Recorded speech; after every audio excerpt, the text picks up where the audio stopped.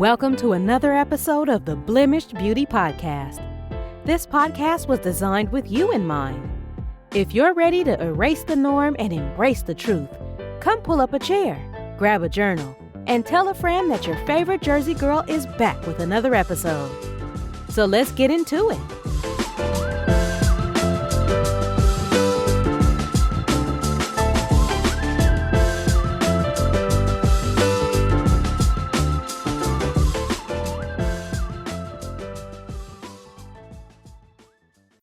Hey y'all, it's another Monday, and my prayer always is that you had an incredible weekend and you have braced the day with great expectations.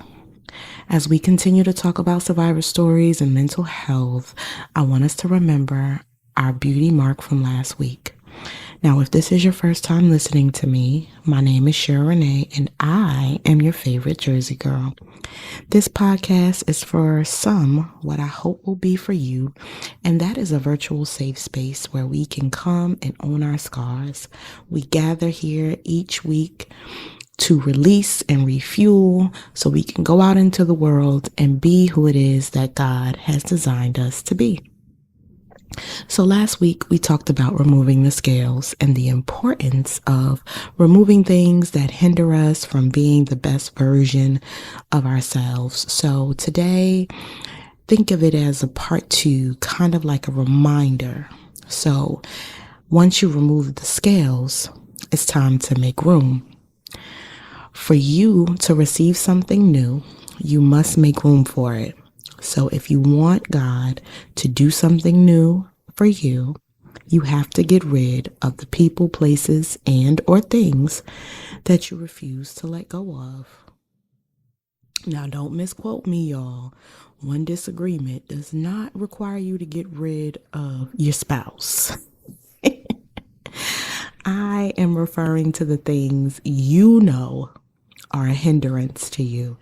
People that drain your energy. Places that stunt your growth. And things that serve you no purpose. I want you to keep in mind that this may look different for everyone. So do not get focused on what someone else's journey looks like. Now, y'all know I love a good visual, so here's an example. If I was having a party and I invited close friends and family to attend my event, right? Some people would travel from North Carolina, which is about 10 hours away from Jersey, and some people would travel from Jersey, and it would be in different parts of Jersey. So that can range from a 10-minute trip to about 2 hours away because Jersey is kind of big.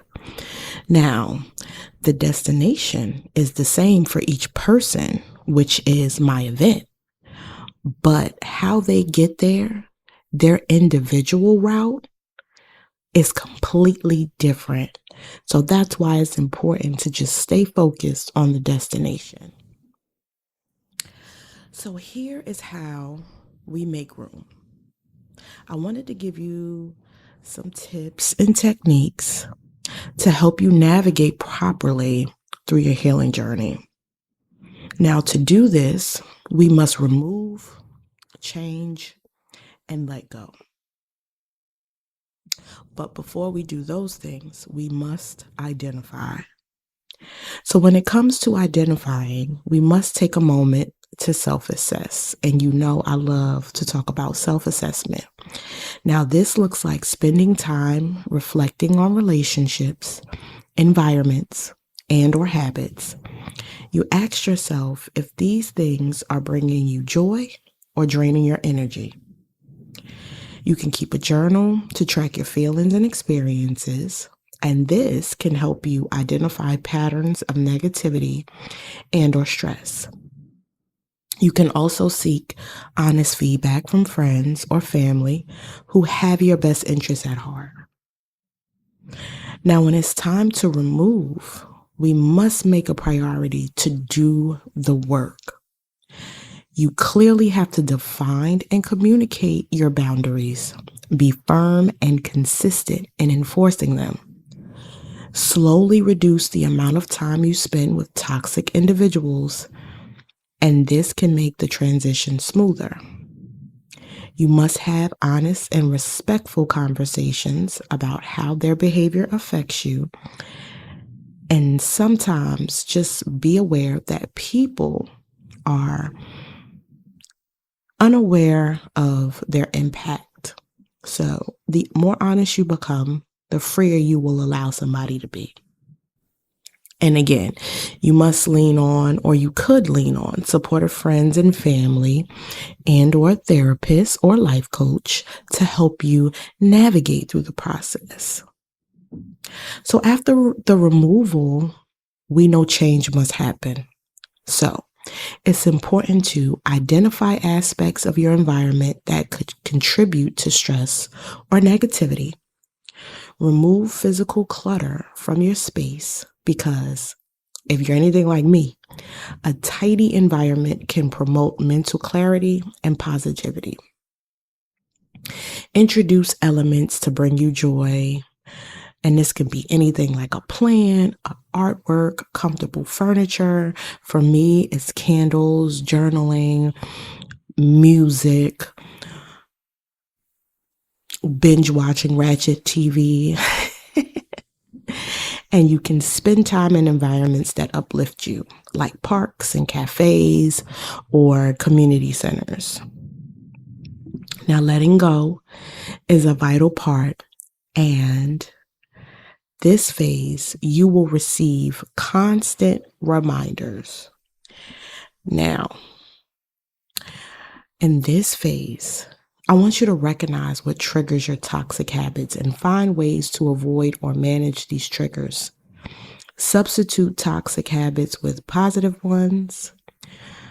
And this could be anything like replacing excessive screen time with reading or exercise. So for some, watching Ratchet TV is a toxic habit. So instead of watching Ratchet TV, maybe you'll watch something a little more inspirational, maybe listen to a podcast. Those are examples. You also should set achievable goals for reducing or eliminating toxic habits and create small victories along the way. Incorporate mindfulness techniques such as meditation or deep breathing to help manage stress and stay focused on positive changes. So take a moment and realize you must, 1, visualize the positive changes you want to make.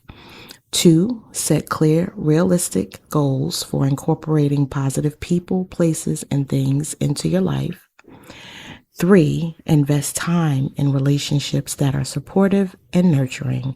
Surround yourself with people who uplift and inspire you. And 4, establish daily routines that promote well-being, such as regular exercise, healthy eating, and sufficient sleep.